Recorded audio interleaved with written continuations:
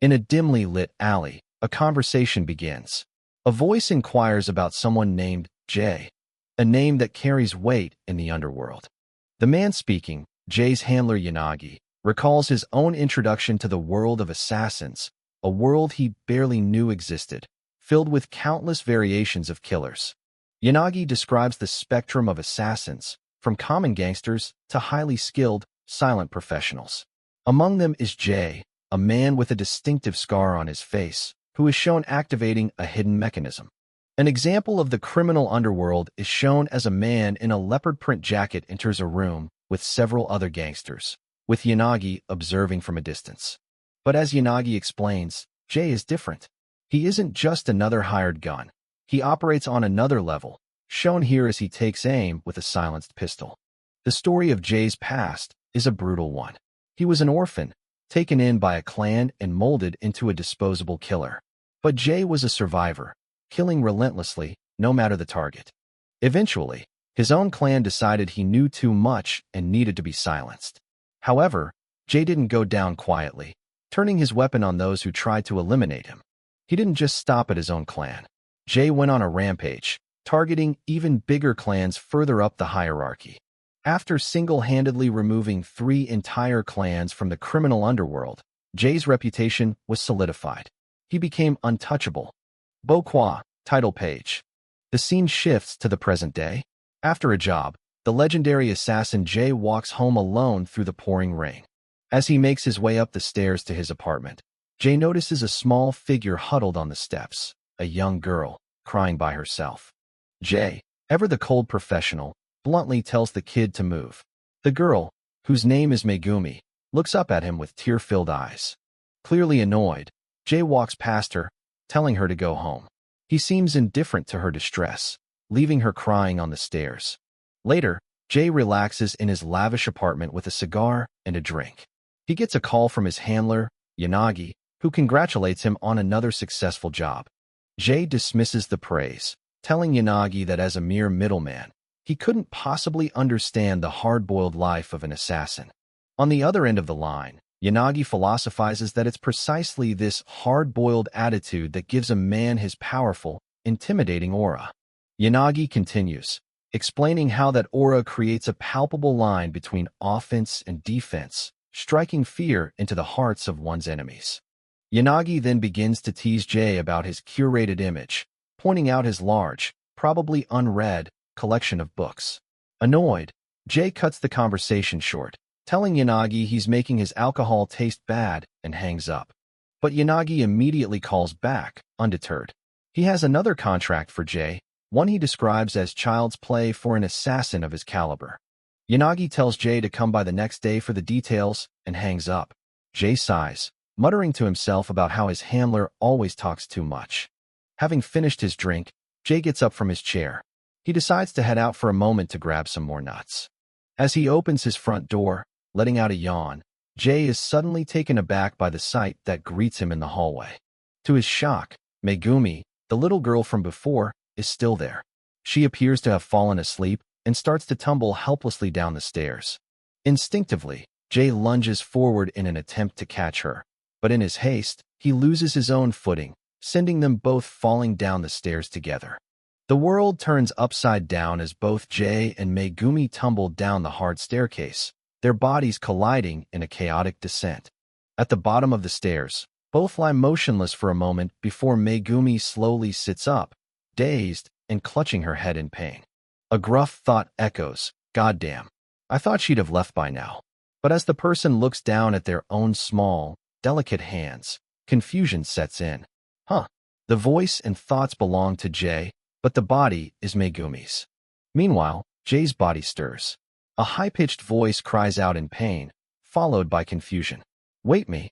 The two look at each other, a horrifying realization dawning on them both. A moment of stunned silence passes between them as they stare, trying to comprehend the impossible situation they've found themselves in. The man's body, now occupied by the terrified schoolgirl Megumi, looks at her unfamiliar hands and face with wide, fearful eyes. The unbelievable truth is finally spoken aloud. "We switched bodies."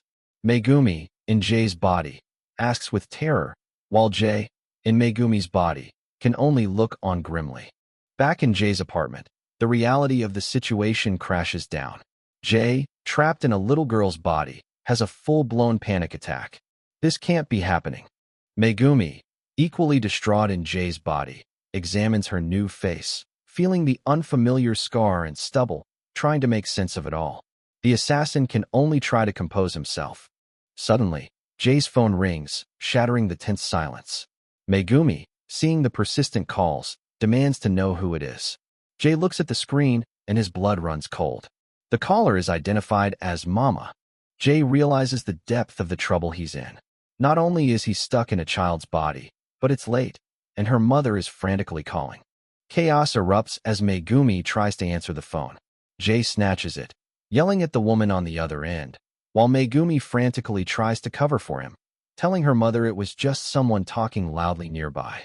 Jay furiously tells Megumi that since she is in his body, her mother hearing his voice will only lead her to believe she's been kidnapped. The situation is escalating quickly.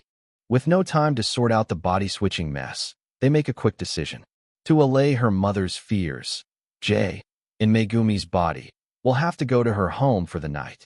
Jay arrives at the Akahoshi residence, noting that it looks like a well-off place. He makes it clear to Megumi that she is not to touch his money before steeling himself to face her family. The moment he walks in, Jay is confronted by Megumi's mother, a furious woman who immediately starts berating her daughter for being so late. The verbal assault continues. The mother forbids Megumi from sleeping until her homework is done. Jay silently observes the family photos, noticing the lack of a father and realizing the girl is of mixed heritage. Sent to Megumi's room, Jay is unimpressed. He tosses her school bag onto the bed, cynically remarking to himself what a hysterical mother she has. But a new horror awaits him. Jay, a man who has never been to school, finds himself completely stumped by elementary-level math problems. He desperately hopes they will switch back by morning. As he tries to sleep, Jay notices a wall plastered with cruel, demanding notes from the mother. Those who can't enter a famous middle school are rubbish. He finally understands now why Megumi was so desperate to not go home. The next morning, Jay is rudely awakened by the mother yelling that he'll be late for school. At breakfast, he's immediately scolded for having his elbows on the table. The legendary assassin realizes he can't escape the mundane torture of school. Jay internally weighs his options. He knows that skipping school will just result in a call to the mother, creating an even bigger headache. Meanwhile, the mother lectures that people who make excuses have no future. Holding the small, childish backpack, Jay reflects on his absurd new reality. Once the feared assassin Jay, he is now just a grade school kid, a fact he finds utterly humiliating. The misery continues on the way to school.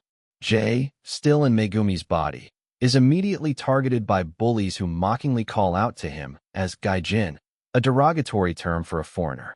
Jay now sees the full picture. Between a tyrannical mother at home and relentless bullies at school, it's no wonder Megumi wanted to run away from it all.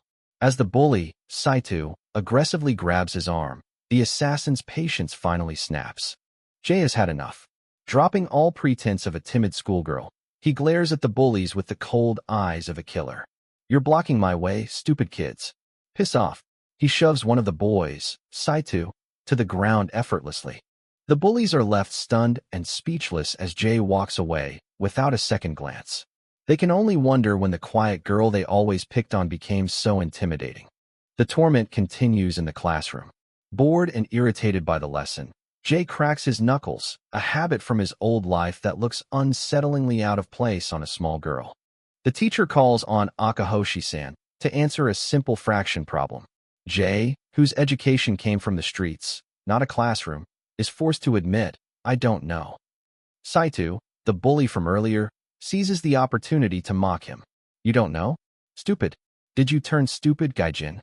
The teacher looks on, surprised by the outburst. This is the final straw. Jay is consumed by internal fury. Why must he, the untouchable and fearless assassin, be forced to endure such profound humiliation at the hands of a mere child? The moment class ends, Jay makes a break for it, running desperately out of the school and back towards his apartment. He has to fix this. He bursts into his own apartment and confronts Megumi, who is lounging in his body. "Kit, we have to hurry and get back to normal," he yells, his patience completely gone.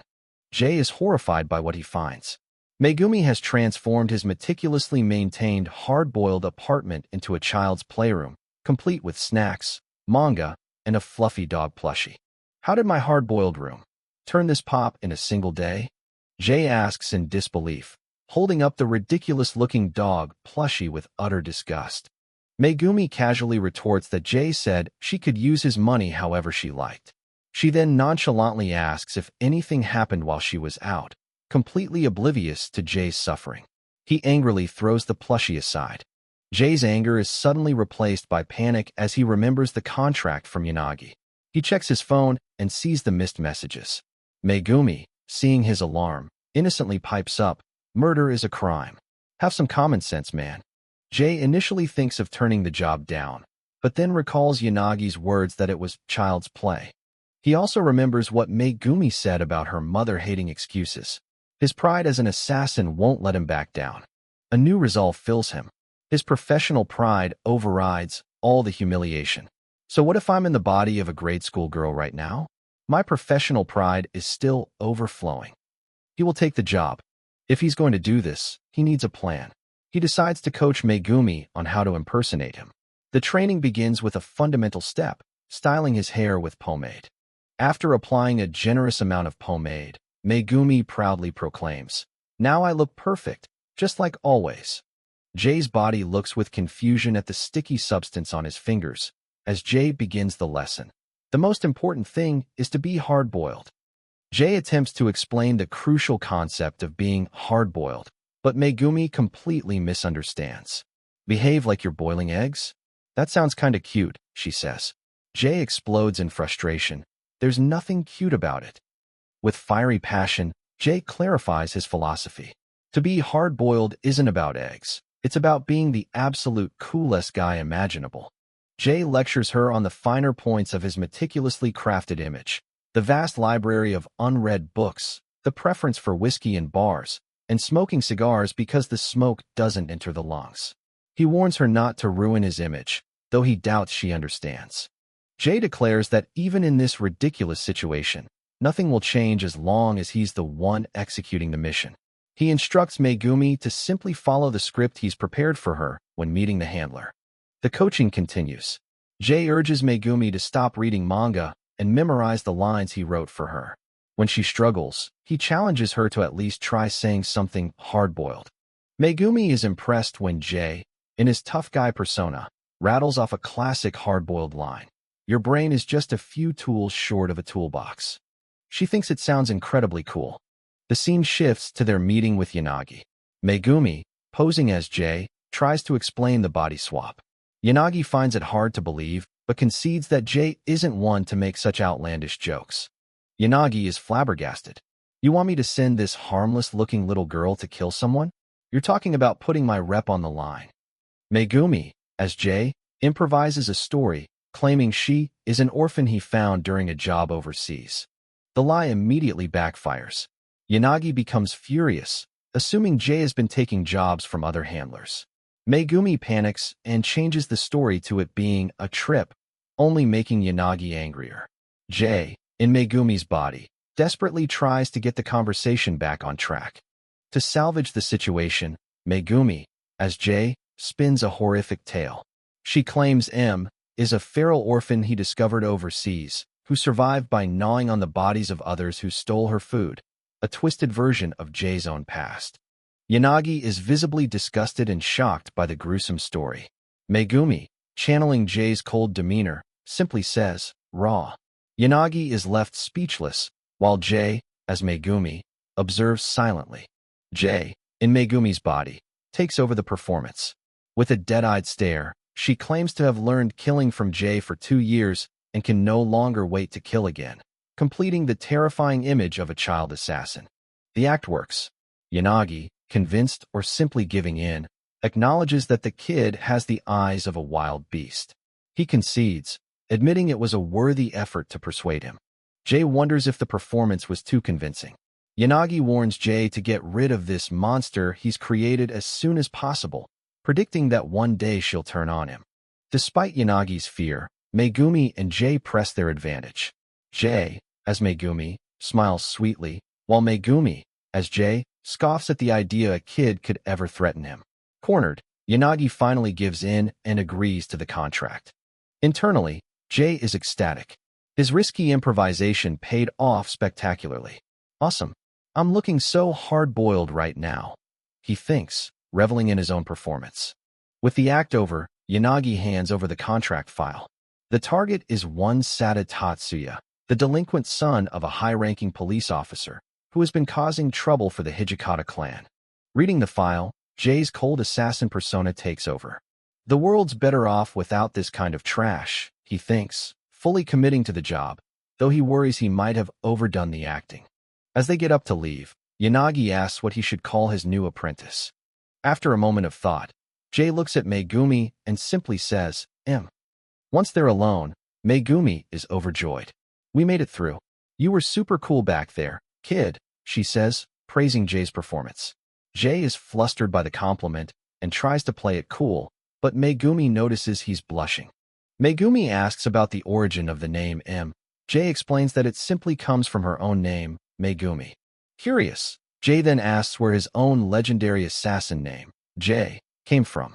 It's Jay for Junichi, Megumi replies innocently. Jay is floored by the sheer simplicity of it, muttering, that's too simple. Back at the apartment, the reality of the mission sets in. Jay, in Megumi's body, begins to prepare his tools, sighing, what a headache. He picks up his pistol, the cold steel feeling heavy and unfamiliar in his small hands. He contemplates the biggest challenge, how to effectively carry out a contract in the body of a little girl. At his private shooting range, Jay tests his capabilities. He has the knowledge and experience, but Megumi's body lacks muscle. The gun's weight, recoil, and range are all different. He determines he'll need to get dangerously close to his target. Megumi, now in Jay's body, walks in on him practicing. I told you not to come in here, Jay says sternly. Still processing her new reality, she asks, that's a gun, right? She then asks the question that has been weighing on her mind. You kill people for a living, Junichi? Jay looks at her, at his own face, and answers with a simple, unhesitating, that's right. He explains his dark past in the simplest terms. For the longest time, he killed merely to survive, and before he knew it, he had crossed a line from which he could never return. Are you scared of me? Jay asks. He reassures her that they will find a way to switch back after this contract.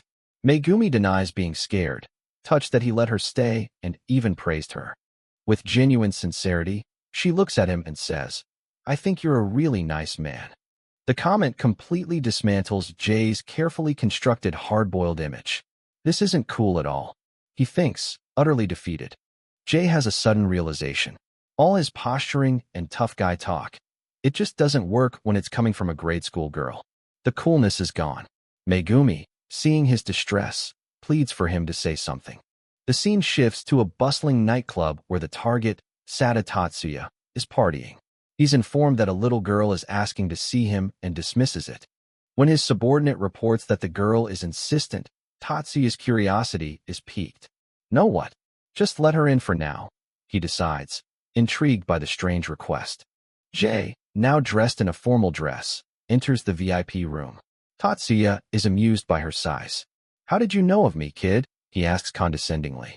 Jay replies with chilling calmness. I've brought a gift from the Hijikata clan. Tatsuya's cronies mock Jay, laughing at the idea of the Yakuza sending a child. Tatsuya, amused, demands that Jay open the school bag to reveal the toys inside. Tatsuya grabs the school bag himself. Let's see. He smirks, completely underestimating the child in front of him as he begins to open it. But Jay doesn't wait for the reveal. In a flash, he pulls out a concealed, silenced pistol. Before anyone can react, he shoots one of Tatsuya's bodyguards point-blank in the head. The party is over. With terrifying speed and precision, Jay pivots and eliminates another guard. His movements are fluid and deadly, a shocking contrast to his small, childlike appearance. The room erupts into chaos. The women scream as Jay continues his brutal work, the VIP lounge turning into a bloodbath in a matter of seconds. Another target falls to a clean headshot. Jay remains completely calm, his face an emotionless mask as he methodically carries out the contract. His work almost done, Jay surveys the carnage, his pistol still smoking. He looks towards the last remaining target. One left. Jay deliberately leaves Tatsuya alive as a witness. He calmly walks out of the room, leaving the traumatized man behind. To the guards outside, he simply says, "Satasen says he doesn't need me," and leaves. Walking through the city streets after the massacre, Jay feels a familiar frustration brewing. "Fuck," he mutters, not out of remorse, but out of professional dissatisfaction. He's furious with himself. In Megumi's weaker body, he couldn't kill the thugs with one shot each. To a perfectionist like Jay, this sloppiness is a deep humiliation. As he walks home, he reflects. The danger of killing in a child's body reminds him of his own past, fighting to survive when he was small. He resolves to master this new body, seeing it as another challenge. Jay arrives back at the apartment to an absurd sight. Megumi, wearing a ridiculous animal onesie, greets him from a nest of teddy bears. Any dark thoughts Jay had vanish, replaced by a single, desperate need. "Nope, I gotta get back to my own body." Noticing she's bought even more cute junk, Jay demands they attempt to reverse the swap immediately. His plan is simple: recreate the event that caused it. "Come on, Megumi. Let's bump heads again." To Jay's shock, Megumi flatly refuses. He can't believe it, but she explains that she loves her new life. No school, no bullies, no angry mother, and all the snacks and manga she wants. With a smug look on her new face, Megumi declares that she never wants to go back. This is the ultimate betrayal to Jay, who explodes in rage. "Don't mess with me, you stupid kid." Jay tries to physically force her, but he is powerless. In his strong body, Megumi easily pins him down. "See? Being a kid sucks," she taunts. As if on cue, a phone rings with Mom on the display. "She's your mom," Megumi adds, twisting the knife. The chapter's themes are recapped. First, re-establishing the main character's core identity. "I am Jay, an established hitman within the underworld." Next, his driving philosophy is restated. To him, being hard-boiled is not just an ideal, but his entire way of life, a code he lives and dies by. This ideal is then contrasted sharply with his current, humiliating reality, trapped in the body of a little girl, being scolded by her overbearing mother for not finishing homework. As the mother's lecture about his bleak future continues, Jay's resolve hardens into a single, all-consuming goal, setting the stage for the next chapter. "I gotta get back to my own fucking body." The story, J Cross M, begins its second chapter, titled All Within Biking Range. On the cover, a young blonde girl, Megumi, is featured holding a pistol alongside a man in a trench coat, Junichi. The scene opens on a city apartment building, where a young girl with blonde hair shouts out the name Megumi from a balcony. Inside, the girl, who is actually the hitman Junichi in the body of a young girl named Megumi, pleads with the person in his original body, who is wearing a bunny suit. He begs her to help him find a way to switch back, but she casually asks what the matter is. Megumi, who is now in Junichi's adult body, bluntly refuses to cooperate. Junichi, frustrated in his small new form, realizes he can't force her and that worsening their relationship won't help him get his body back. Junichi tries a different tactic, appealing to Megumi's sense of responsibility.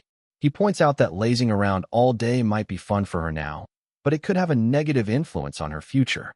She, however, doesn't seem to care.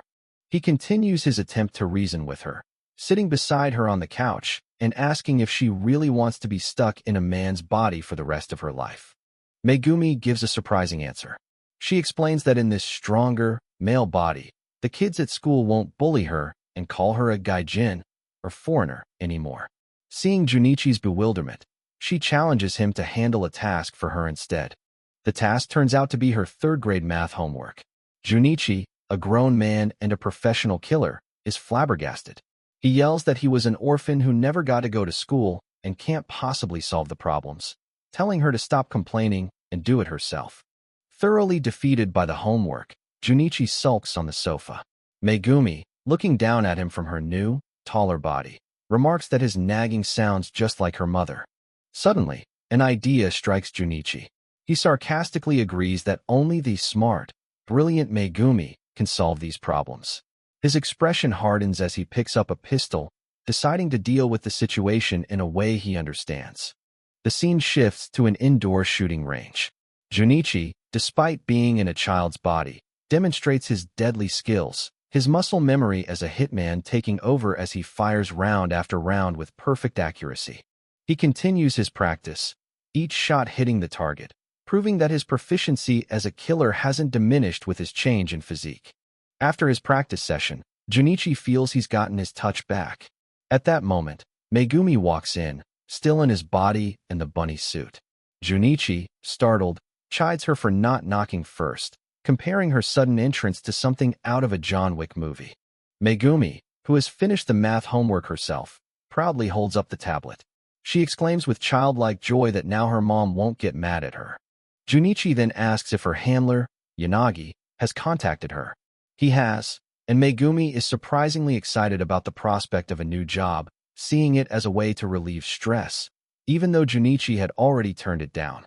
A glimmer of Junichi's conscience shows through. He looks at Megumi with concern and tells her that even if the targets are bad people, he still doesn't think she should be killing anyone. Megumi seems to consider his words. Junichi, realizing he needs to find a new way to deal with their situation, proposes a compromise. She can take on jobs, but only to go after truly evil people. Megumi mentions a show her grandpa enjoys called Samurai Punisher, which is about righteous assassins. This sparks an idea in Junichi's mind, and he muses that perhaps he could become a sort of Punisher himself, giving his grim work a nobler spin. Junichi's face lights up with genuine excitement at the thought. The idea of being a cool, hard-boiled vigilante, even in the body of a little girl, appeals to him. The unlikely pair, a hitman in a girl's body and a girl in a hitman's body, seem to have found a bizarre agreement. They sit together, smiling, having settled on this strange new path. Later, Junichi calls the handler, Yanagi, to accept the mission but on his new terms. He reflects on the irony that his image is so important to him, and that he's had to be more hard-boiled in the last few days as a little girl than he ever was as a man. The scene cuts to Yanagi, who is on the phone with Junichi. He's incredulous, lighting a cigarette as he questions this sudden shift. He asks why Jay, a professional killer, suddenly only wants to be a vigilante who targets bad guys. From his perspective, Junichi, now appearing as the young Megumi, explains that his priorities have changed. He states that a villain is needed to go after other villains, but for now, his main concern is looking after this kid, Megumi. Yanagi loses his temper, shouting that it's too late for Junichi to have a change of heart. He reminds him that he's a monster, a beast who enjoys killing, and that there's no happy ending for someone like him.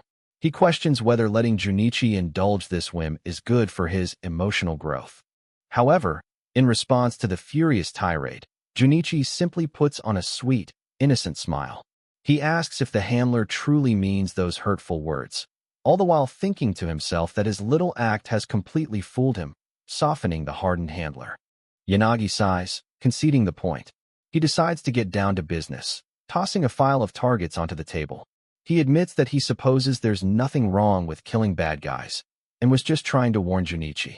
Junichi examines the targets, whom Yanagi refers to as the Three Stooges of crime. The list includes a corrupt politician, a dirty Yakuza boss, and a disreputable CEO. Yanagi tells Junichi to pick one of the targets. Junichi, still in Megumi's body, looks over the files with a serious expression, while Megumi, in Junichi's body, looks on. Yanagi mockingly asks if Junichi is trying to make him laugh. Still thinking it over, Junichi decides that since he's in a child's body, he should probably go with the easiest target. Yanagi is unimpressed. With the confidence of a seasoned professional, Junichi lights a cigarillo. He then makes a shocking declaration. He'll take all of them. He states that none of these villains can be left alive. Yanagi is stunned by this announcement. He warns Junichi that sitting on a contract for too long will damage not only the handler's reputation, but also Junichi's own reliability as a hitman. Undeterred, Junichi declares he can finish the job in just one day. He confidently extinguishes his cigarillo, stating that he's a professional cleaner who specializes in taking out this kind of trash. Junichi's bold claim leaves Yanagi speechless. He remarks that Junichi hasn't gotten soft at all and, in fact, seems even more hard-boiled than he remembers. Megumi looks on, bewildered. Megumi, from Junichi's body, Riley comments that he always has to add one extra dumb line. Offended, Junichi glares at her before storming out of the room. As Junichi leaves, Megumi explains that his Three Stooges line was actually a reference to an old movie. Junichi asks if she thought he was cool. She admits that he was super cool, but also crazy. Megumi brings up a crucial point. How does he expect to assassinate 3 people in one day, especially while in the body of a little girl? The reality of his situation sinks in for Junichi, who admits he could only do it if he were in his actual body. Junichi reveals his tight schedule. He shows Megumi a text message on his phone, explaining that he lied to her mother, claiming he was studying at the library. He has to be back home by 5:30 p.m. Junichi is torn. He doesn't want to get Megumi in trouble with her mother, but his professional pride means he never cancels an accepted contract. He decides to check the locations of the 3 targets on a map to see if the job is even possible. After studying the map, a bead of sweat rolls down his face. He concludes that it's going to be extremely tight, but he thinks he can just barely make it. The mission begins. Junichi suits up in a tracksuit and puts on a helmet and goggles, creating a disguise. He gets on a bicycle, noting that all the targets are conveniently located within biking range. With a shout of excitement, Junichi pedals furiously through the streets, fully embracing the absurdity and challenge of his mission. His first target is a corrupt CEO, seen desperately offering a bribe. Outside the man's lavish home, a campaign poster bearing his face is visible on a wall. Junichi, still on his bike, coolly dismisses the man's pleas with a "yeah, whatever" before dispatching him with a silenced pistol. With the first target eliminated, Junichi speeds off on his bike, heading towards the entrance of Shinjuku Station to find his next mark. The second target, a smarmy politician, is seen in his office. He panics, throwing his hands up as he asks, "Who are you?" while boasting that without him, the world will fall apart. A sign reads, "It all started when I couldn't work anymore." Junichi is back on his bike, navigating through city traffic. He passes another cyclist, who appears to be a food delivery driver. The delivery driver glances over, surprised by the small cyclist pedaling with such intensity.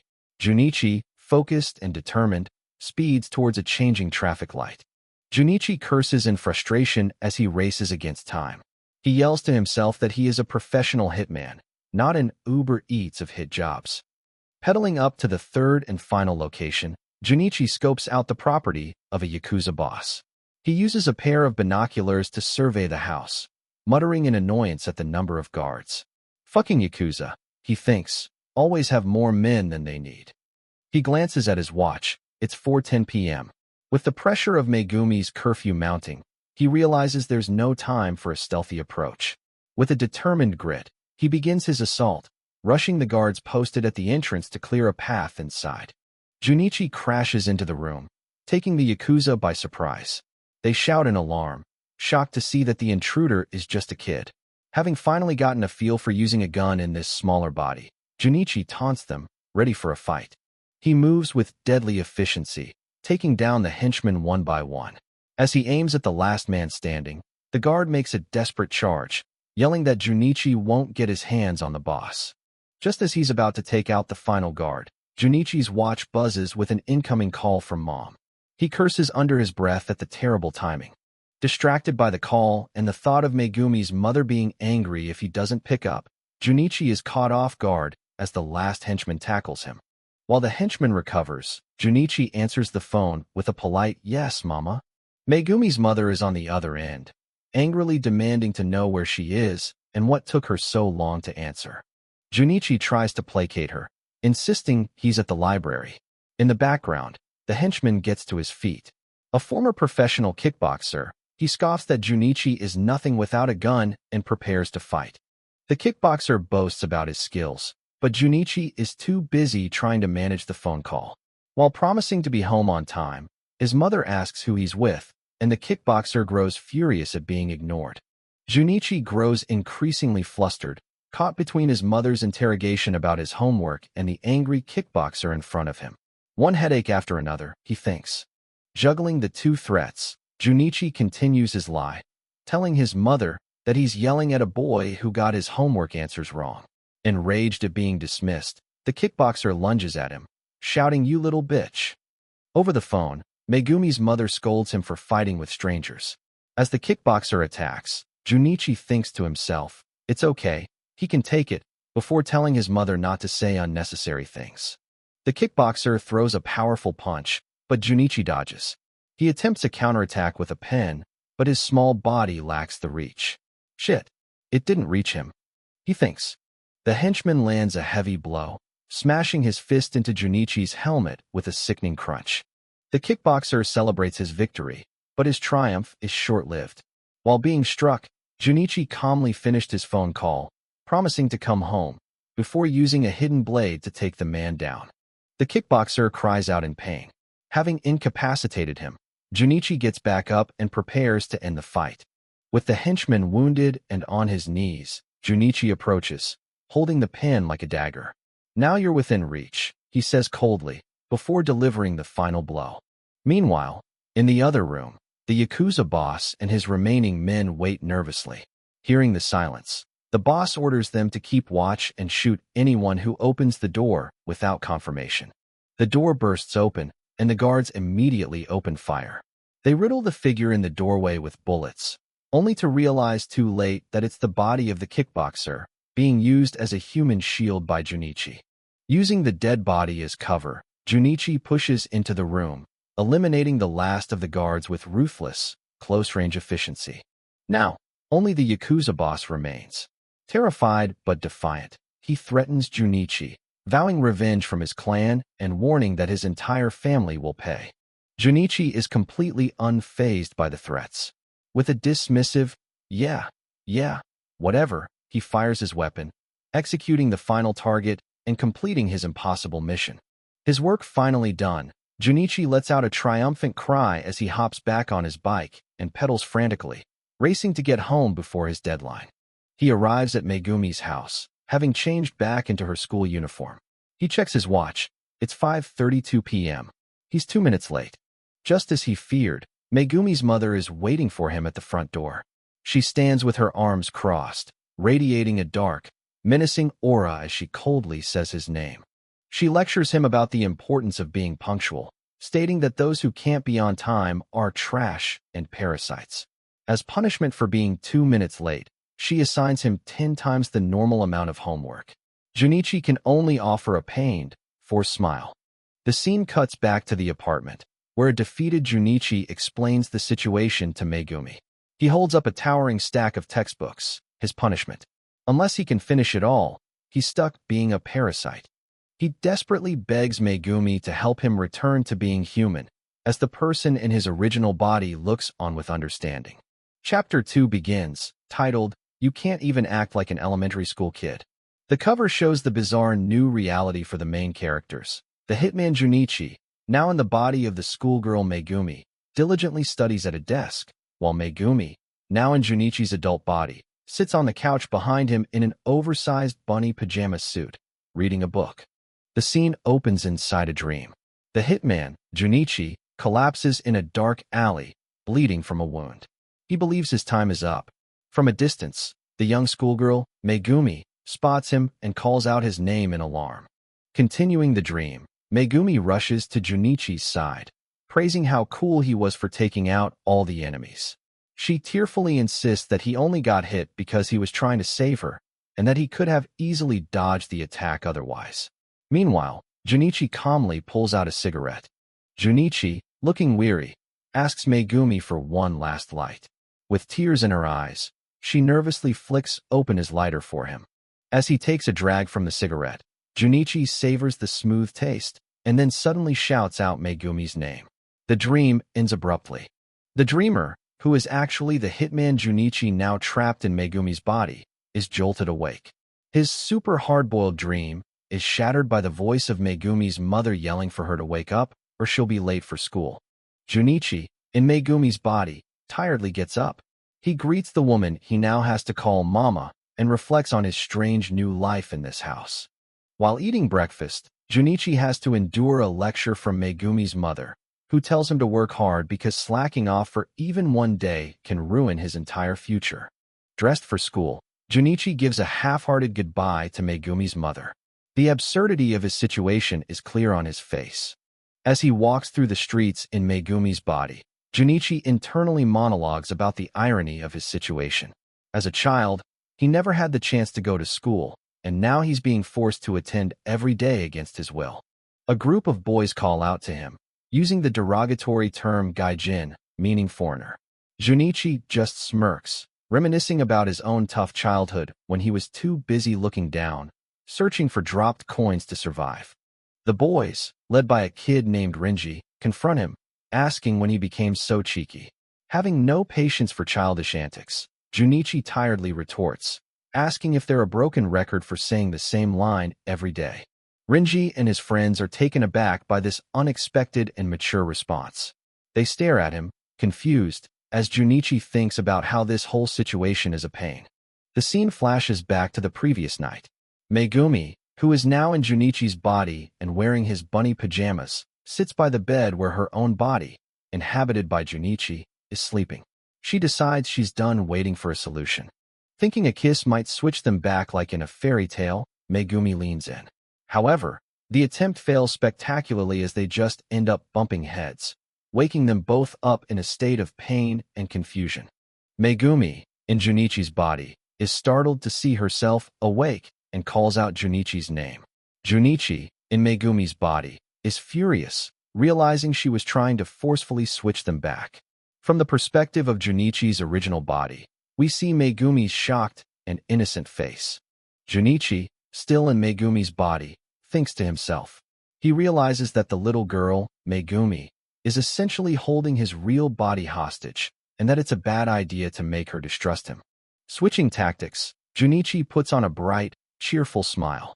He sweetly tells Megumi that the longer she stays in his body, the more homework she'll miss, so it's in her best interest to switch back soon.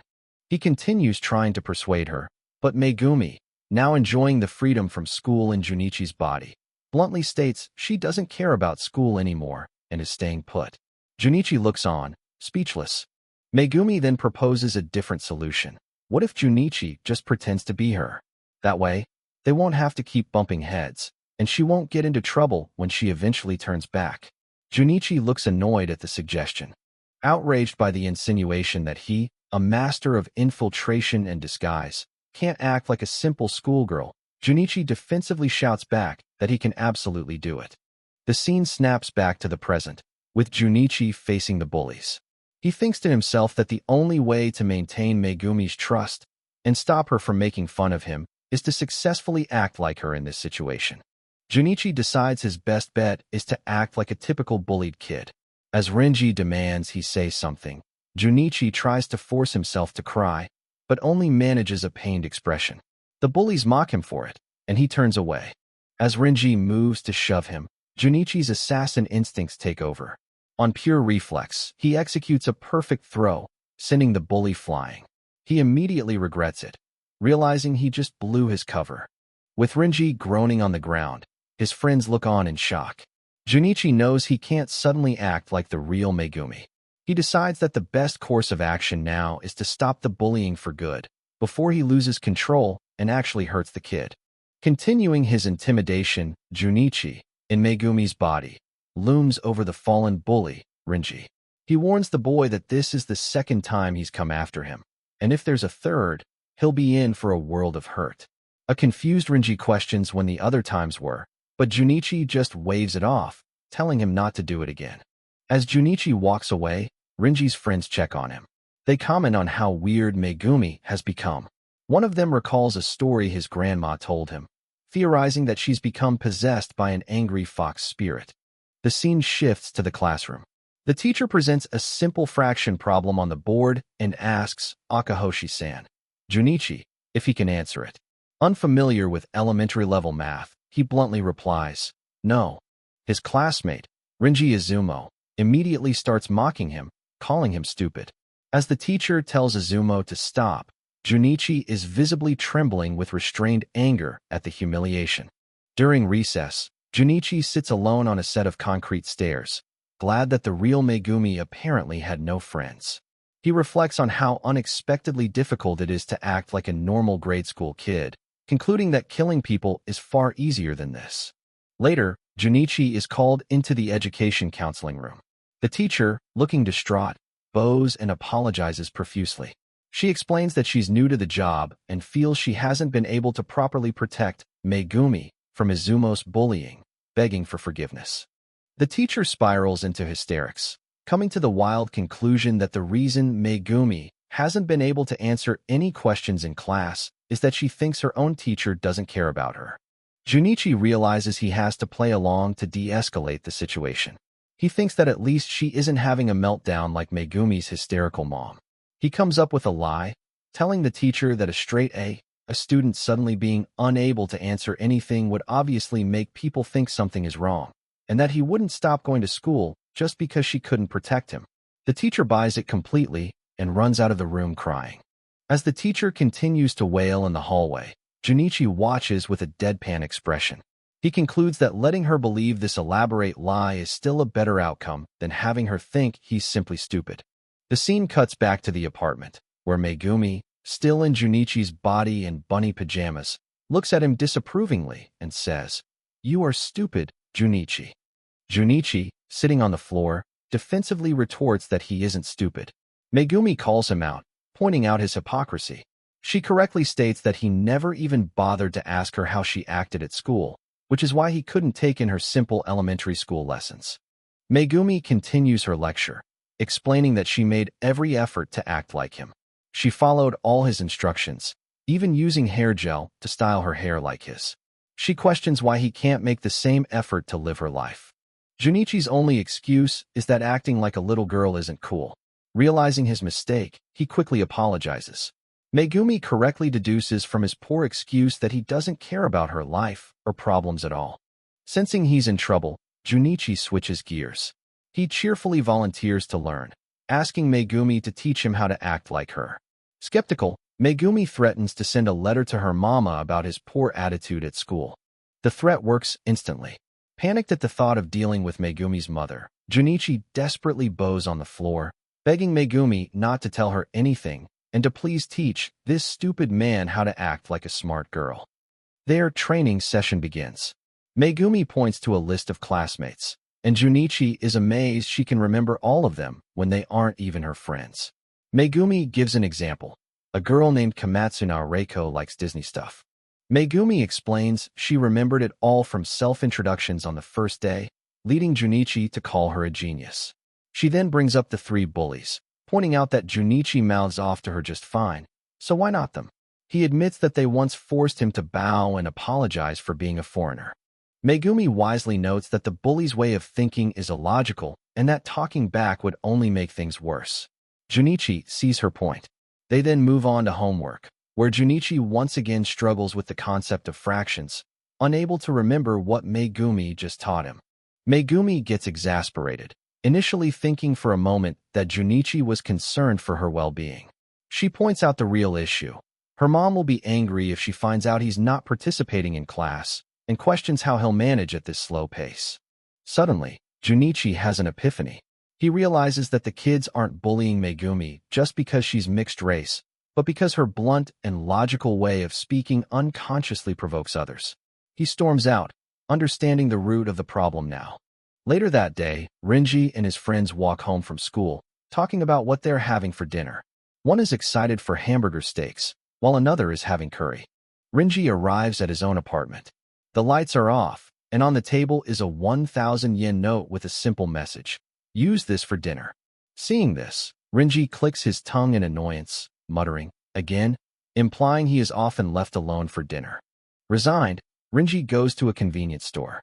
He looks through the refrigerated section for a pre-made hamburger steak, mirroring the meal his friend was looking forward to having at home. As Renji stands in the aisle, a tall, imposing man with a prominent scar on his face, Junichi's associate, Yanagi, suddenly appears behind him. Startled by the man's intimidating presence, Renji flinches, his mind immediately screaming that this man looks like a hitman. Yanagi walks past the boy without giving him a second glance. still shaken, Renji cautiously peeks out from behind a snack rack, watching the intimidating figure move further into the store instead of heading for the exit. From a distance, Renji watches the intimidating man he saw earlier. To his surprise, the man who looked like a hitman is just calmly browsing the snack aisle, filling his basket with chips and other junk food. Renji stifles a laugh as he watches the scary man agonize over a choice between two popular brands of chocolate snacks. Later, back in his empty apartment, Renji microwaves his convenience store meal, the loneliness of his home life evident. While eating his solitary dinner, Renji mindlessly scrolls through videos on his tablet, trying to pass the time. Lying on his couch, Renji complains of boredom. His thoughts drift to Akahoshi, who has become strangely cheeky lately. He resolves to come up with a plan to scare her back to her usual, timid self. A new section begins, titled Chapter 4, I Am Akahoshi Megumi. The title card shows Junichi, in Megumi's body, nervously practicing a meek and apologetic pose, preparing to fully embrace his new role. Junichi mentally rehearses his new identity, reciting the key points Megumi taught him. My name is Akahoshi Megumi. I don't have any friends. I take my studies seriously so I don't make my mama mad. When I get bullied, I just look down and apologize. With newfound determination, he accepts that this is who he must be now. Walking to school, Junichi is resolved to play his part perfectly. He understands that he needs to do this to gain Megumi's trust and also to avoid another confrontation with her mother. The ghostly images of a skeptical Megumi and a traumatized teacher loom in his mind. Back in the classroom, Junichi is ready to prove he can act like Megumi. As the teacher moves on to the next question, he clenches his fist, determined to participate correctly this time. The teacher begins to call on a student, but this time, Junichi confidently raises his hand. The teacher stops, surprised to see Akahoshi volunteering. To Junichi's shock, the teacher seems to ignore his eagerly raised hand. She looks away, clearly still hesitant to interact with him after he manipulated her with his lie. Junichi desperately waves his hands, trying to get her attention, but the teacher pointedly looks elsewhere, still visibly anxious and avoiding eye contact. Ignoring Junichi completely, the teacher calls on Kamatsuna, the girl Megumi had told him about. She correctly answers the history question. Junichi's attempt to act like a model student has failed. Meanwhile, Renji and his friends are plotting. One of his friends is still convinced Akahoshi is possessed by a fox. Renji, however, is determined to give her a good scare, believing it will shock her back to her normal, timid self. Renji confidently tells his friends that he has a plan to scare Akahoshi. They eagerly ask him what it is. Later, as Junichi walks home, he grumbles that all the studying he did with Megumi was for nothing. Renji and his crew appear, calling him Gaijin again. Remembering his training, Junichi prepares to act his part. When I get bullied, I just look down and apologize. Renji aggressively gets in his face and tells him to come with them. He announces they are going to have a test of courage, leaving Junichi confused. The test involves jumping from the top of a tall playground structure. Renji taunts him, daring him to jump and betting that a gaijin like him can't do it. Junichi is internally amused, thinking he hasn't done such childish things in ages. Believing he has successfully intimidated Akahoshi, Renji smirks and decides to go first to show off. His friends cheer him on from below. Renji leaps from the structure, landing with a heavy thud and a pained grunt. His friends cheer that he's awesome for making such a high jump. Before they can continue, Junichi lands perfectly and silently behind Renji. The bullies look up at Junichi, who is now standing back on top of the structure, having jumped back up effortlessly. He coolly tells them it's their turn. Internally, however, he forces himself back into character, repeating the mantra, I am Megumi. When I get bullied, I just look down and apologize. Committing to the act, Junichi covers his face and begins to whine, pretending to be terrified. He cries out that it's too scary and that he can't possibly make the jump. His act works. Renji, believing he has won, triumphantly pokes Junichi's cheek, calling him stupid and warning him not to act tough again. Junichi meekly apologizes. As the bullies walk off, Junichi seethes, realizing how stressful this act is and worrying he might kill one of them if it continues. Walking away, one of Renji's friends playfully bumps into his shoulder. Renji laughs, feeling victorious after scaring Akahoshi. Just as Renji is celebrating his victory, he carelessly bumps into a much larger, tougher-looking middle school student. The delinquent and his friend turn around with menacing looks, and Renji's brief moment of triumph instantly turns to terror. His friends, and even Junichi, recognize the immediate danger they are in. The middle schooler aggressively grabs Renji by the collar, asking if he's trying to pick a fight before ordering the entire group to follow him to a more secluded area. Falling back on his training, Junichi immediately assumes the role of the timid Megumi, offering a meek apology in an attempt to de-escalate the situation.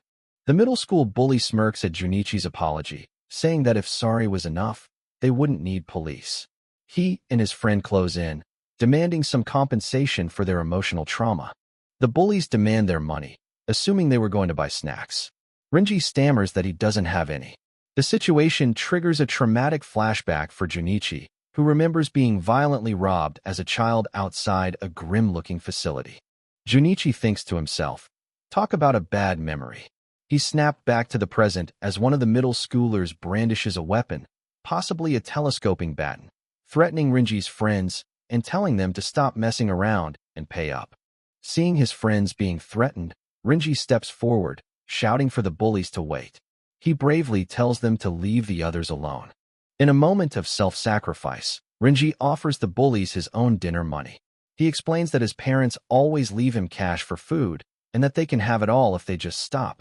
On the way home from school, Jay, still trapped in Megumi's body, observes a group of bullies cornering some younger kids. Two delinquents stop a boy, intending to cause trouble. Jay, as Megumi, steps in, dismissing the bullies as mere petty thieves. To him, their posturing is amateurish, and he believes giving in to them would only invite more trouble. Jay changes his mind, deciding it's not his problem. But as he tries to walk away, one of the kids, Akahoshi, tells his friends to ignore him, grabbing his arm to pull him along. However, Jay turns back to face the bullies, declaring that they are pieces of human trash, not worth anyone's time. The delinquents are shocked by this sudden burst of defiance. The lead bully, Renji, gets furious, asking if this little brat is looking down on him.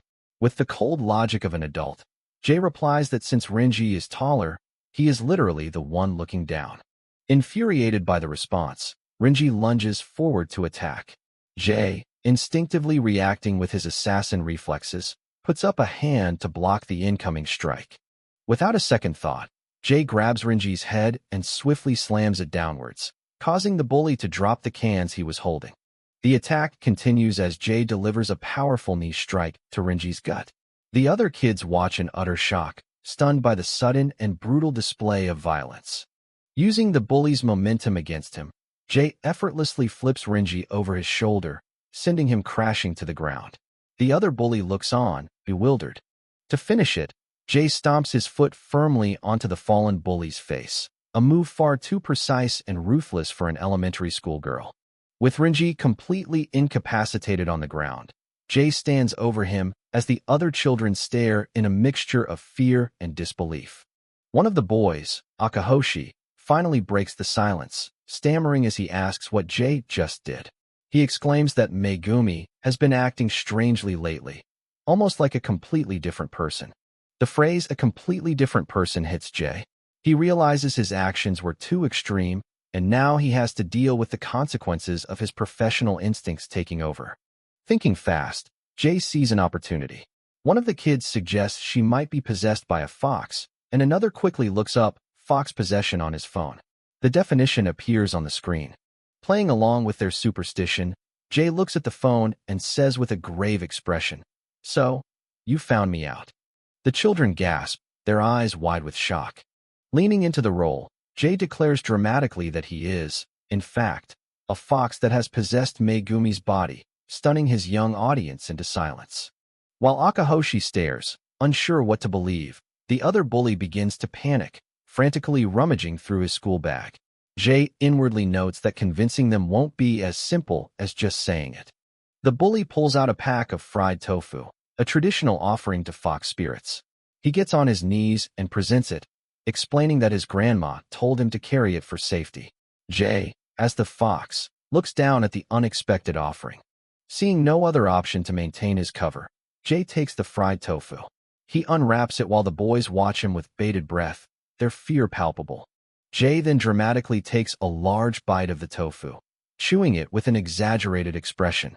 He proudly exclaims that he is now a fox, solidifying the kids' belief that the fried tofu was the right choice. While casually eating the tofu, Jay tells the terrified children that he'll forgive them this time, all in exchange for this simple snack. He then issues a chilling threat, pointing to the unconscious Renji on the ground as a warning of what will happen if they breathe a word of this to anyone. Akahoshi is terrified, promising to keep quiet.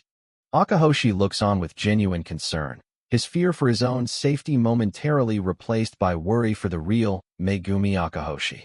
As one of the kids theorizes that the fox must have escaped when the Sessho stone was split, Jay grows tired of the charade. Annoyed, he mutters that he'll let her take over for a bit, deciding to end the act. And just like that, the real Megumi is back. She cheers happily, completely oblivious to what just happened, telling the boys not to worry. She explains that she was just having a relaxing vacation inside her mind while the nice Mr. Fox protected her, leaving them utterly bewildered by the sudden shift in personality. With the real Megumi back in control, she gives Renji a bright, cheerful smile, thanking him for worrying about her. Caught completely off guard, Renji blushes and vehemently denies it. The fox, Jay, takes over again. He approaches Akahoshi, bluntly asking if he likes Megumi.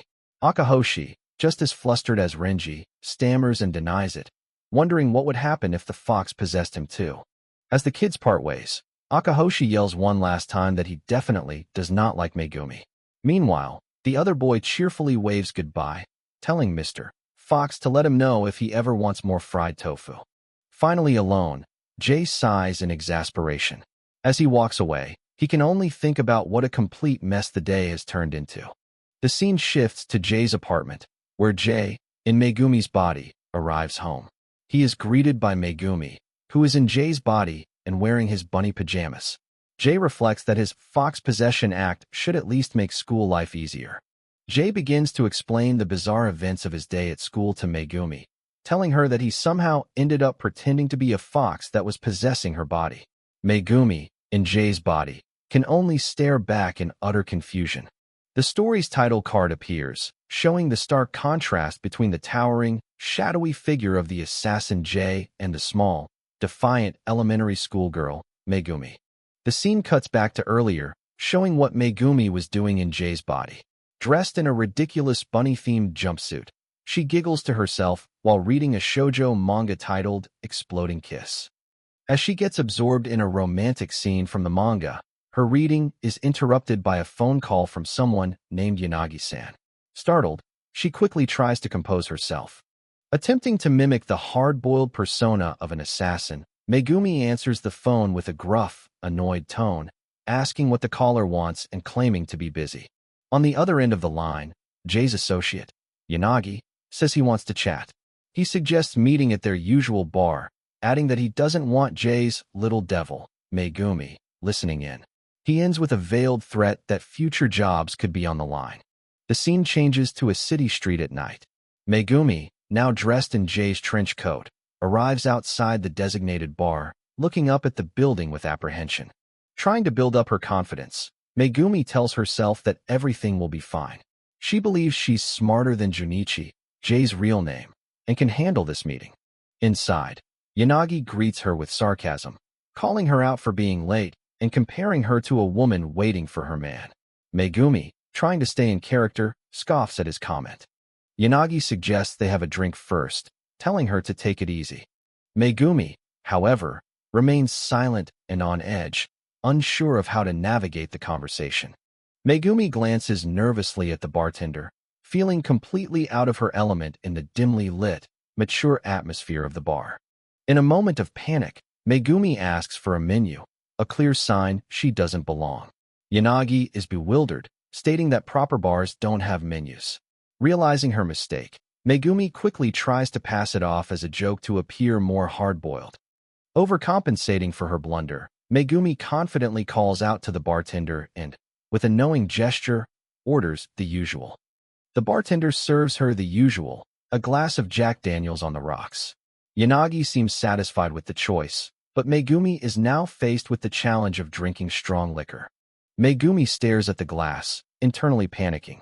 As a child, she has no idea how to drink alcohol, but she reasons that since she's in Jay's adult body, it should be fine. Hesitantly, she brings the glass to her lips. The moment the whiskey touches her tongue, she instinctively spits it out in a spray, unable to handle the burning taste. Yanagi shouts in shock, asking what on earth is wrong with Jay. Flustered, Megumi tries to claim it was just another joke, but Yanagi is clearly losing his patience. Desperate to regain a hard-boiled image, she decides to try smoking a cigar. She awkwardly lights the large cigar, thinking she can just pretend to smoke it to look cool and experienced. Her attempt to smoke also fails spectacularly as she immediately coughs and sputters, unable to inhale the smoke. Yanagi's expression hardens, his annoyance clearly visible. Finally losing his patience, Yanagi tells Jay to stop the weird faces and tasteless jokes. He demands they get down to business, his suspicion about Jay's bizarre behavior solidifying into a direct confrontation. Dropping all pretense, Yanagi looks at Megumi in Jay's body and states coldly, "I have doubts about you." Megumi remains silent as Yanagi explains that he's been holding back because he considers Jay a friend, but his patience is running out. He takes a sip of his drink, his eyes full of suspicion. Yanagi leans in and asks directly if Jay has contracted some kind of incurable disease. Startled, Megumi can only deflect, telling him he's just imagining things. But Yanagi isn't convinced. He lists the inconsistencies. Jay, a man who never shows weakness, suddenly takes on a protege. And now, he can't drink whiskey or smoke a cigar.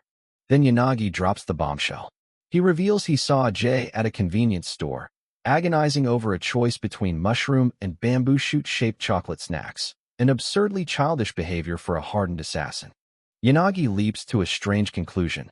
Jay must be at death's door and has decided to spend his last days enjoying simple pleasures like snacks.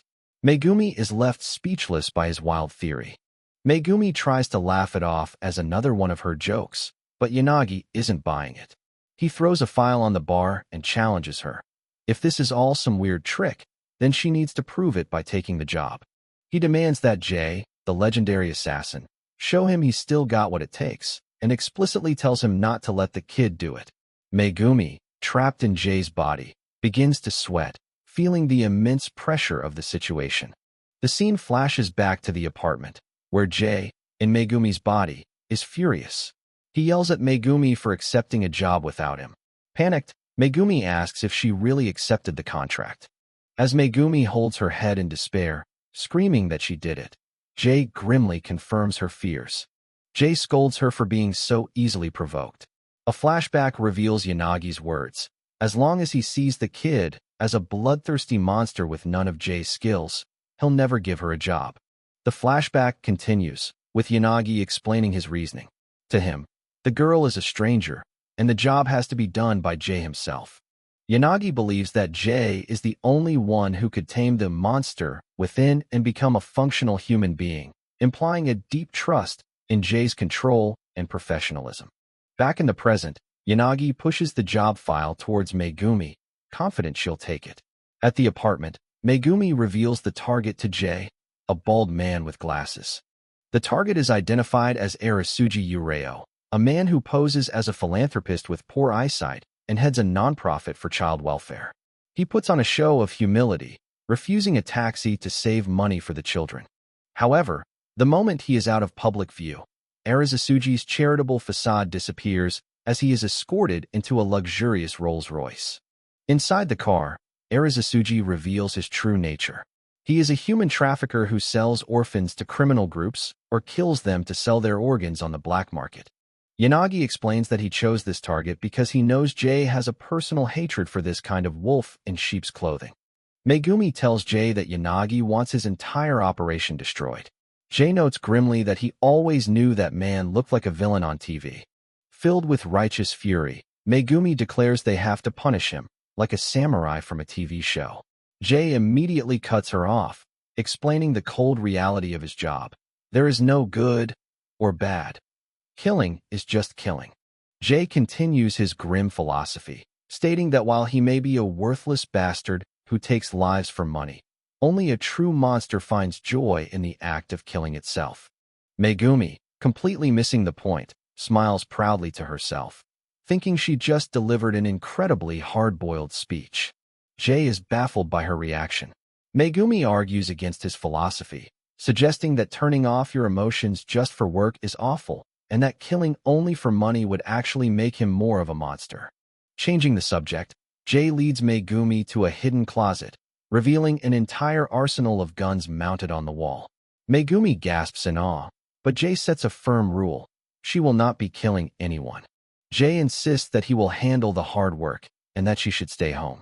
However, Megumi argues that since she possesses the knowledge from the contract, it would be more efficient for her to accompany him.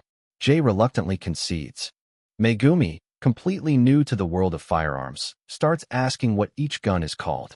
Jay repeatedly gives the same deadpan answer: M1911. When she asks why they're all the same, he simply states, "So what? I like M1911s." Megumi points out that the guns look slightly different, so they must have different names. Applying her own fan logic, she insists that to be a true fan of M1911s, he must know and remember all of their exact names. Ignoring her lecture, Jay expertly racks the slide of his pistol, his movements precise and practiced, showing his deep familiarity with the weapon. Jay begins to train Megumi, correcting her stance. He grudgingly admits her form isn't bad, and that since she won't be firing, it's good enough. He then tells her to go get changed into his clothes. Now dressed in Jay's full assassin attire, Megumi strikes a dramatic pose, pointing the gun with a stern expression as she fully immerses herself in the role of the hard-boiled hitman.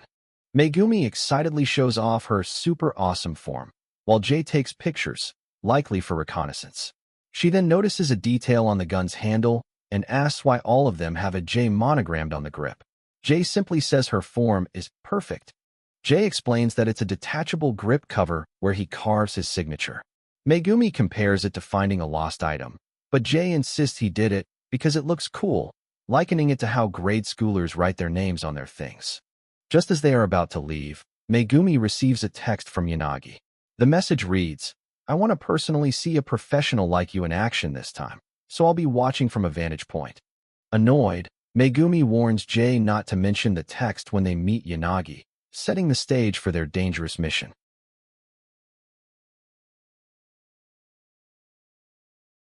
In a car overlooking an abandoned factory, Jay's associate, Yanagi, explains the situation to Megumi, who is currently occupying Jay's body. He notes that this is the location for the Yashiro Gumi's organ trade business, and their target, a man he calls the Fatso, only shows up for major deals. Megumi, trying to act like the stoic hitman Jay, simply scoffs, though inwardly she's anything but calm. As Megumi gets out of the car with a large duffel bag, Yanagi questions her behavior. He finds it odd that Jay, a man known for decisive action, is being so cautious. He also points out the absurdity of carrying a huge bag for a single small M1911 pistol, questioning if Jay has a preference for smaller firearms. Away from Yanagi's prying eyes, Megumi carries the heavy bag into the woods. She unzips it, revealing the real Jay, the hitman, who is currently trapped in her third-grade body. Jay, now out of the bag, immediately starts putting on tactical gear. Megumi, worried for his safety, tells him they are far enough from Yanagi and that he should wait here. But the determined hitman, even in a child's body, retorts, "I'm coming too." Megumi tries to reason with him, reminding him of their agreement from the previous day. She argues that it's common sense not to let a child witness a massacre, as he'll just get scared once the bodies start dropping. Jay, ever the pragmatist, points out that having a decoy would make the job easier. Megumi acknowledges this, but is still deeply hesitant to put her own body, currently inhabited by Jay, in the line of fire. Finally, Megumi voices her true fear. She looks at the determined child before her and asks if he's truly ready to see people die. More importantly, she exclaims, "You're in my body. What if something happens to it?" Her priority is protecting her own physical form, even if a hitman is currently piloting it. Jay's hardened expression softens slightly. He looks away, confessing that he doesn't want to stay home alone and feels like a burden. He admits that he thinks it would be better if he wasn't here, highlighting the deep loneliness and helplessness he feels in this absurd situation. Looking directly at Megumi, Jay declares, "I don't want you to handle everything alone, Junichi. I want to be useful to you." Hearing her own name for the hitman, Megumi is taken aback. She looks at her own child's body, now inhabited by a killer, and replies that a third grader shouldn't be thinking such things. Their argument is interrupted by a text message. It's from Yanagi, who is clearly getting impatient. He mockingly writes that he has his binoculars ready and is waiting for Jay to get into action, followed by an angry, "Are you fucking kidding me?" Megumi panics at the message, sweating profusely. Jay, however, sees this as the perfect opportunity. He looks at the flustered Megumi and says calmly, "See? Now you need me." Defeated, Megumi gives in. "Fine, I promise." But she makes Jay promise not to get scared. Taking immediate command, Jay points forward and declares, "Then follow my lead." All Megumi can do is meekly agree. Meanwhile, inside the sprawling warehouse, the target, a fat, bald man named Arasuji Ureo, sits comfortably on a sofa surrounded by his men. He laughs, gloating about another successful transaction and how they are not lacking in donors. Arasuji continues his villainous monologue, puffing on a cigar. He boasts about how easy it is to keep people quiet, from self-absorbed parents who turn a blind eye to idiots who believe anything he says. It's clear he holds everyone in contempt. One of Arasuji's men remarks that villains like him make even hardened yakuza shudder. The conversation is cut short when another goon bursts in, shouting that someone is after them and that the lookout has been attacked. A heavy footstep echoes through the warehouse as a lone figure walks in. Arasuji Ureo, who was just boasting moments before, now looks on in pure terror, asking who in the world would dare to attack them. The intruder is revealed to be Megumi, in the body of the hitman Jay.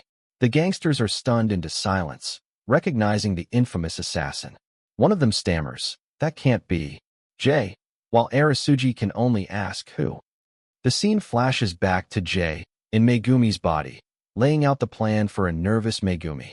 The first step: walk right up to the enemies, completely unarmed, and do it proudly. Jay continues to explain the strategy. The lower-ranking thugs won't shoot without their boss's permission, and the bosses will first try to assess the situation. This will create an opening. That's when you'll say some cool lines to them. Jay instructs, telling her to repeat after him. "It's time to pay your taxes, Arasuji Ureo." The full scope of the operation is revealed. Jay, in Megumi's small body, takes up a sniping position. From afar, Yanagi watches the proceedings with binoculars, perplexed. Inside, Arasuji and his men are shocked as they realize the infamous hitman Jay has just walked into their base. As Megumi confidently strides forward, one of Arasuji's underlings explains the gravity of the situation to his boss.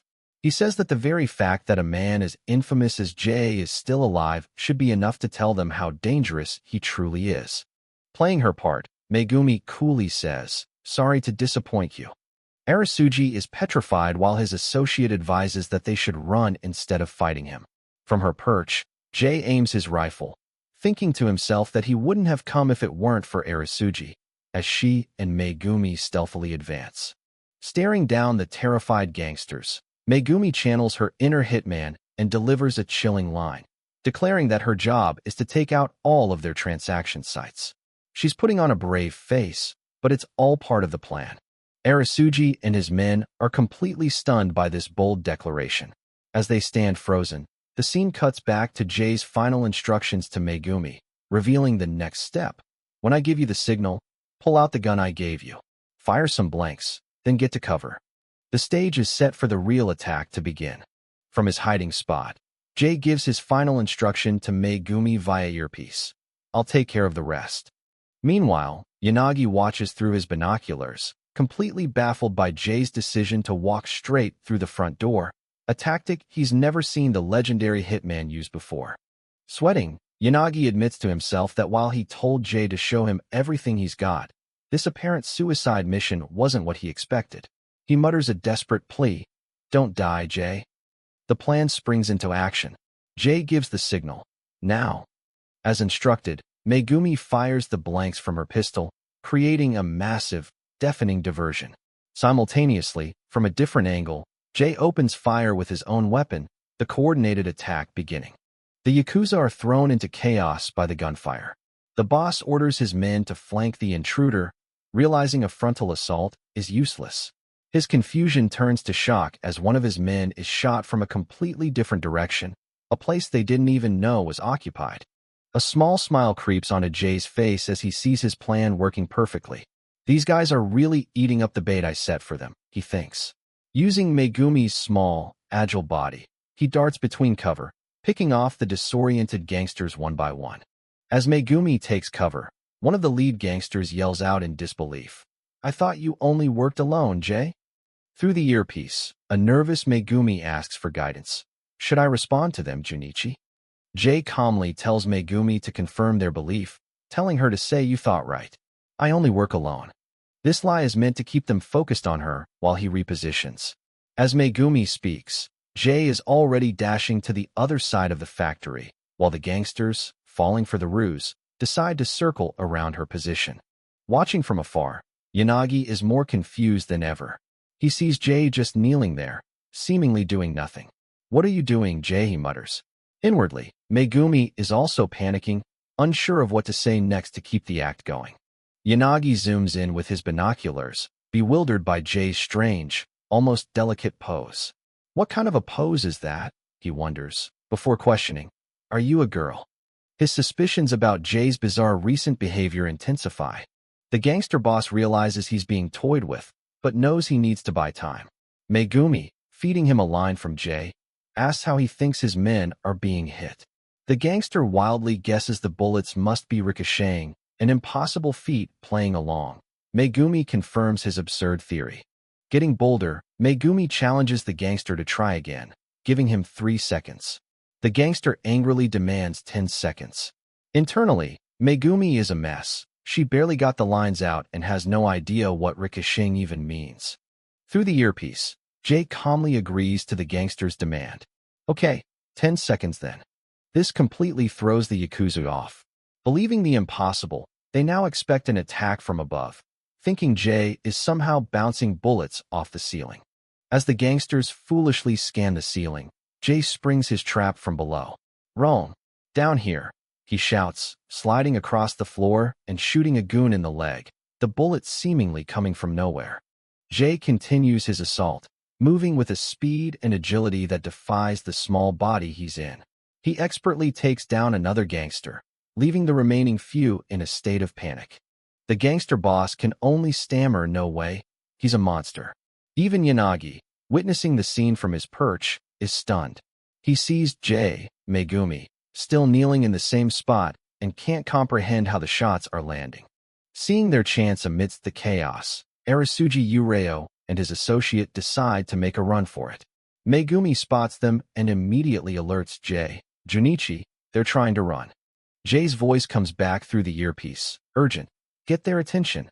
As long as possible." As the targets flee, Jay looks up and spots a heavy industrial chain hanging from the ceiling. He's already formulating a new, audacious plan. Down below, Megumi does her part, yelling at the escaping pair, "Don't even think of escaping. The moment you move, you're in my sights." The remaining gangsters, believing Megumi is the only threat, concentrate their fire on her position, yelling for their men not to stop shooting. This provides the perfect cover for Jay's next move. Megumi fires another blank round, the loud bang and muzzle flash further drawing the enemy's attention and adding to the chaos on the factory floor. With the Yakuza completely focused on Megumi, Arisuji and his associate believe they're home free. But Jay, now clinging to the hanging chain above them, thinks otherwise. "Not a chance," he says, ready to make his move. With a powerful heave, Jay sends himself swinging across the cavernous factory, using the heavy chain like a pendulum to build up incredible speed. He becomes a blur of motion, running along the walls and swinging through the air. In a display of unmatched skill, he even manages to reload his pistol mid-flight, preparing for the final strike. Soaring through the air directly above the fleeing Arisuji and his bodyguard, Jay takes aim. They are completely oblivious to the child-sized angel of death about to descend upon them. Executing an impossible mid-air maneuver, Jay twists his small body, simultaneously shooting Arasuji in the leg while delivering a powerful kick to his associate's head. Both targets are neutralized in a single, breathtaking strike. Jay hits the ground hard, the impact jarring his small frame as the two men crash down nearby. Through the comms, a stunned Megumi calls out his name in concern. The initial firefight has ended, with Arasuji Ureo now helpless on the floor, clutching his wounded leg amidst his defeated men. Through the earpiece, Megumi asks if Junichi is okay.